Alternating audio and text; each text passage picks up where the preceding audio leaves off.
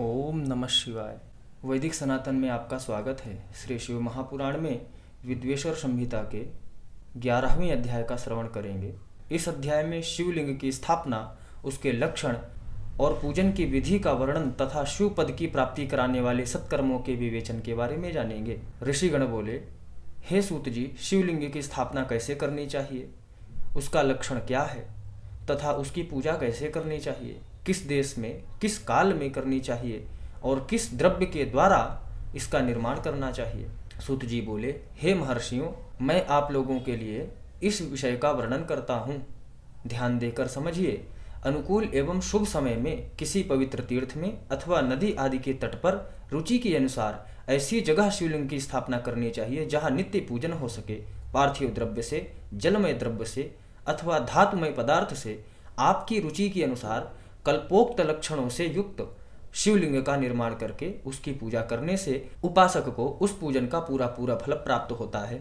संपूर्ण शुभ लक्षणों से युक्त शिवलिंग तत्काल पूजा का फल देने वाला होता है। यदि चल प्रतिष्ठा करनी हो तो उसके लिए छोटा सा शिवलिंग, और यदि अचल प्रतिष्ठा करनी हो यानी कि जब मूर्तियों को स्थापित किया जाता है एक ही जगह पर, जैसे मंदिरों में मूर्तियां हमेशा के लिए स्थापित की जाती हैं, तो उसे अचल प्रतिष्ठा कहा जाता है। तो यदि अचल प्रतिष्ठा करनी हो तो स्थूल शिवलिंग श्रेष्ठ माना जाता है। उत्तम लक्षणों से युक्त पीठ सहित शिवलिंग की स्थापना करनी चाहिए। शिवलिंग का पीठ मंडलाकार यानी कि गोल या चौकोर या त्रिकोण अथवा खटवांग के आकार का यानी कि ऊपर गोल तथा आगे लंबा होना चाहिए। ऐसा लिंग पीठ महान फल देने वाला होता है। पहले मिट्टी, प्रस्तर आदि से अथवा लोहे आदि से शिवलिंग का निर्माण करना चाहिए। जिस द्रव्य से शिवलिंग का निर्माण हो उसी से उसका पीठ भी बनाना चाहिए। यही स्थावर यानी कि अचल प्रतिष्ठा वाले शिवलिंग की विशेष बात है। चर यानी कि जल प्रतिष्ठा वाले शिवलिंग में भी लिंग और पीठ का एक ही उपादान होना चाहिए। चल प्रतिष्ठा उसे कहते हैं जैसे कि हम मूर्तियों का पूजन करते हैं, फिर उठा के उनको स्थापित कर देते हैं, दूसरे दिन फिर उठा के उनका पूजा करते हैं और फिर स्थापित कर देते हैं। तो इस प्रकार से जो प्रत्येक बार उठाया जाए, उठा के रखा जाए और उनकी सेवा की जाए, ऐसी मूर्तियों की प्रतिष्ठा को चल प्रतिष्ठा कहा जाता है। तो चल प्रतिष्ठा वाले शिवलिंग में भी लिंग और पीठ का एक ही उपादान होना चाहिए, किंतु बाण लिंग के लिए यह नियम नहीं है। लिंग की लंबाई निर्माणकर्ता के 12 अंगुल के बराबर होनी चाहिए। ऐसा ही लिंग उत्तम कहा गया है। इससे कम लंबाई हो तो फल में कमी आ सकती है, अधिक हो तो कोई दोष नहीं है। चरलिंग में भी वैसा ही नियम है। उसकी लंबाई कम से कम कर्ता के 1 अंगुल के बराबर होनी चाहिए, यानी जो पूजन करने वाला है, जो उस लिंग की सेवा करने वाला है, उससे कर्ता कहते हैं, तो कर्ता के 1 अंगुल के बराबर होनी चाहिए। पहले शिल्प शास्त्र के अनुसार एक विमान या देवालय बनवाएं जो देवगणों की मूर्तियों से अलंकृत हो।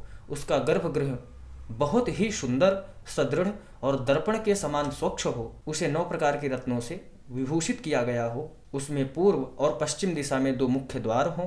जहाँ शिवलिंग की स्थापना करनी हो उस स्थान के गर्त में नीलम, लाल रत्न, वैदूर्य, श्याम रत्न, मरकत, मोती, मूंगा, गोमेद और हीरा, इन 9 रत्नों तथा अन्य महत्वपूर्ण द्रव्यों को वैदिक मंत्रों के साथ छोड़े सद्योजात आदि 5 वैदिक मंत्रों द्वारा शिवलिंग का 5 स्थानों में क्रमशः पूजन करके अग्नि में हविष्य की अनेक आहुतियां दें और परिवार सहित मेरी पूजा करके गुरु स्वरूप आचार्य को धन तथा भाई बंधुओं को अभिलषित वस्तुओं से संतुष्ट करें। याचकों को जड़ यानी कि सुवर्ण, गृह एवं भू संपत्ति तथा चेतन जैसे कि गौ आदि वैभव प्रदान करें। स्थावर जंगम सभी जीवों को यत्न पूर्वक संतुष्ट करके एक गड्ढे में सुवर्ण तथा 9 प्रकार के रत्न भरकर सद्योजात आदि वैदिक मंत्रों द्वारा उच्चारण करके परम कल्याणकारी महादेव जी का ध्यान करें। तत्पश्चात नाद घोष से युक्त महामंत्र ओंकार का उच्चारण करके उक्त गड्ढे में शिवलिंग की स्थापना करके उसे पीठ से संयुक्त करें। इस प्रकार पीठ युक्त लिंग की स्थापना करके उसे नित्य लेप यानी कि दीर्घ काल तक टिके रहने वाले मसाले से जोड़कर स्थिर करें। इसी प्रकार वहां पंचाक्षर मंत्र से परम सुंदर मूर्ति की भी स्थापना करनी चाहिए। सारांश यह है कि भूमि संस्कार आदि सारी विधि जैसे लिंग प्रतिष्ठा के लिए कही गई है, वैसे ही मूर्ति प्रतिष्ठा के लिए भी समझनी चाहिए। अंतर इतना ही है कि लिंग प्रतिष्ठा के लिए प्रणव मंत्र यानी ओमकार मंत्र का उच्चारण करने का विधान है, परंतु मूर्ति की प्रतिष्ठा पंचाक्षर मंत्र से करनी चाहिए।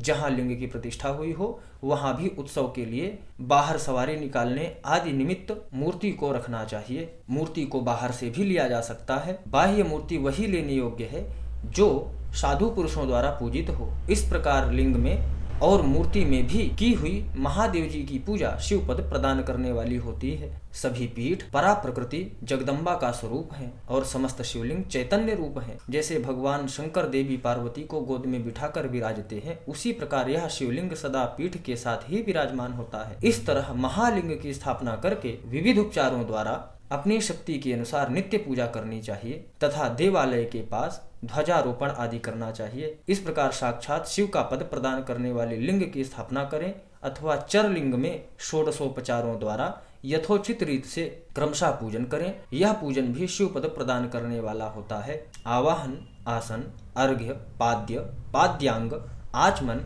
अभ्यंग पूर्वक स्नान, वस्त्र, गंध, पुष्प, धूप, दीप, नैवेद्य, तांबूल, समर्पण, नीरांजन, नमस्कार और विसर्जन, यह 16 उपचार बताए गए हैं।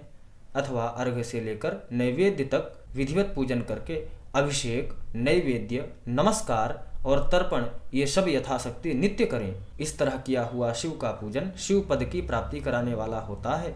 अथवा किसी मनुष्य के द्वारा स्थापित शिवलिंग में, ऋषियों द्वारा स्थापित शिवलिंग में, देवताओं द्वारा स्थापित शिवलिंग में, अपने आप प्रकट हुए स्वयंभू शिवलिंग में तथा अपने द्वारा नूतन स्थापित किए हुए शिवलिंग में भी उपचार समर्पण पूर्वक जैसे तैसे पूजन करने से या पूजन की सामग्री देने से भी मनुष्य वह सारा फल प्राप्त कर लेता है। क्रमशः परिक्रमा और नमस्कार करने से भी शिव पद की प्राप्ति कराने वाला होता है। यदि नियम पूर्वक शिवलिंग का दर्शन मात्र कर लिया जाए तो वह भी कल्याणप्रद होता है। मिट्टी, आटा, गाय के गोबर, फूल, कनेर पुष्प, फल, गुड़, मक्खन, भस्म अथवा अन्न से भी अपनी रुचि के अनुसार शिवलिंग बनाकर तदानुसार उसका पूजन करें। कुछ लोग हाथ के अंगूठे आदि पर भी पूजा करना चाहते हैं। लिंग का निर्माण कहीं भी करने में किसी प्रकार का निषेध नहीं है। भगवान शिव सर्वत्र ही भक्त के प्रयत्न के अनुसार फल प्रदान करते हैं।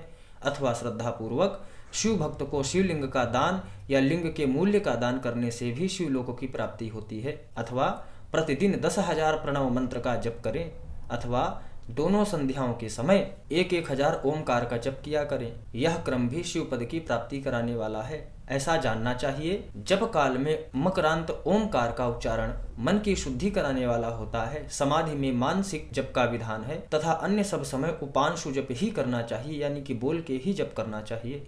नाद और बिंदु से युक्त ओमकार के उच्चारण को विद्वान पुरुष प्रणव समान ही कहते हैं। यदि प्रतिदिन आदर पूर्वक 10,000 पंचाक्षर मंत्र का जप किया जाए अथवा दोनों संध्याओं के समय 1,000 का ही जप किया जाए तो उसे शिव पद की प्राप्ति कराने वाला समझना चाहिए। ब्राह्मणों के लिए आदि में प्रणव से युक्त यानी ओमकार से युक्त पंचाक्षर मंत्र अच्छा बताया गया है। फल की प्राप्ति के लिए दीक्षा पूर्वक गुरु से मंत्र ग्रहण करना चाहिए। कलश से किया हुआ स्नान, मंत्र की दीक्षा, मातृकाओं का न्यास, सत्य से पवित्र अंतःकरण वाला ब्राह्मण तथा ज्ञानी गुरु, इन सबको उत्तम माना गया है।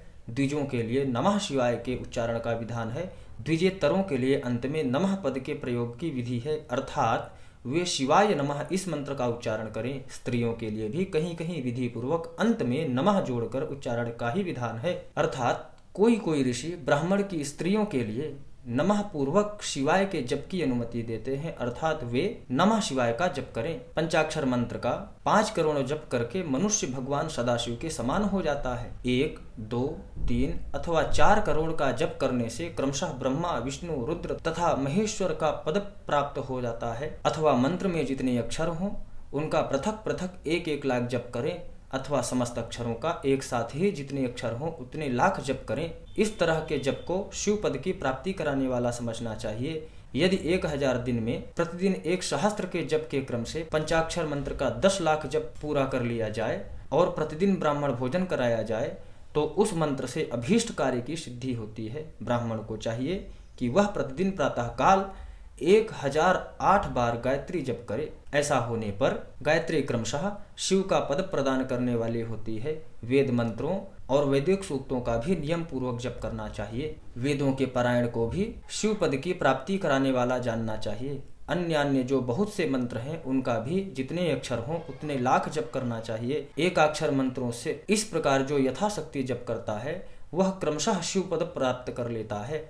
अपनी रुचि के अनुसार किसी एक मंत्र को अपनाकर मृत्यु पर्यंत प्रतिदिन उसका जप करना चाहिए, अथवा ओम इस मंत्र का प्रतिदिन 1 सहस्त्र यानी 1000 जप करना चाहिए। ऐसा करने पर भगवान शिव की आज्ञा से संपूर्ण मनोरथों की सिद्धि होती है। मनुष्यों द्वारा स्थापित शिवलिंग से चारों ओर 100 हाथ तक पुण्य क्षेत्र कहा गया है, तथा ऋषियों द्वारा स्थापित शिवलिंग के चारों ओर 1000 हाथ तक पुण्य क्षेत्र होता है। इसी प्रकार देवताओं द्वारा स्थापित शिवलिंग के चारों ओर 1000 हाथ तक पुण्य क्षेत्र समझना चाहिए। स्वयं भूलिंग के चारों ओर तो 1000 धनुष यानी 4000 हाथ तक पुण्य क्षेत्र मानना चाहिए। पुण्य क्षेत्र में स्थित बावड़ी, कुआं और पोखरे आदि को शिव गंगा समझना चाहिए। भगवान शिव का ऐसा ही वचन है, वहाँ स्नान, दान और जप करके मनुष्य भगवान शिव को प्राप्त कर लेता है। अतः मृत्यु पर्यंत शिव के क्षेत्र का आश्रय लेकर रहना चाहिए। जो शिव के क्षेत्र में अपने किसी मृत संबंधी का दाह, दशाह, मानसिक श्राद्ध, सपिंडीकरण अथवा वार्षिक श्राद्ध करता है, अथवा कभी भी शिव के क्षेत्र में अपने पितरों का पिंडदान देता है, वह तत्काल सब पापों से मुक्त हो जाता है और अंत में शिव पद पाता है। अथवा शिव के क्षेत्र में 7, 5 या 3 या 1 ही रात निवास कर ले, ऐसा करने से भी क्रमशः शिव पद की प्राप्ति होती है। ऋषिगण बोले, हे सूत जी, आप हमें पुण्य क्षेत्र बतलाइए जिसका आश्रय लेकर सभी स्त्री और पुरुष शिव पद प्राप्त कर लें। हे सूत जी, हे योगीश्वरों में श्रेष्ठ शिव क्षेत्रों तथा शैवागमों यानी कि शिव विषयक शास्त्रों का भी वर्णन कीजिए। सूत जी बोले, हे ऋषियों, सभी क्षेत्रों में और आगमों का वर्णन श्रद्धा पूर्वक सुनिए। इस प्रकार श्री शिव महापुराण के अंतर्गत प्रथम विद्वेश्वर संहिता में शिवलिंग की पूजा का वर्णन नामक 11वां अध्याय संपूर्ण हुआ। ओम नमः शिवाय।